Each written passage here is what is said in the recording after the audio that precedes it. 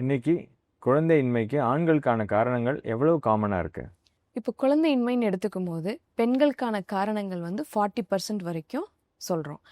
ஈக்குவலாக ஆண்களுக்கும் 40% அவங்களோட பிரச்சனைக்கான காரணங்கள் இருக்குது. 20% 2 பேருக்குமான காரணங்கள் இருக்குது. ஸோ மேல் இன்ஃபர்டிலிட்டிங்கிறது இன்னைக்கு ரொம்ப அதிகரிச்சுட்டு வருது.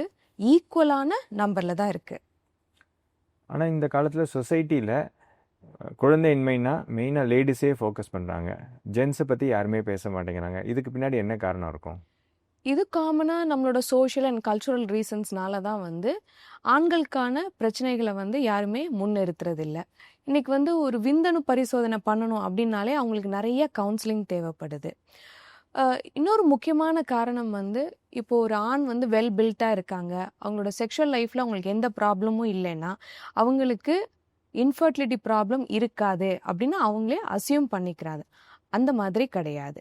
ஸோ இன்ஃபர்டிலிட்டிக்கும் அவங்களோட பில்ட்டுக்கும் சம்மந்தம் இல்லை.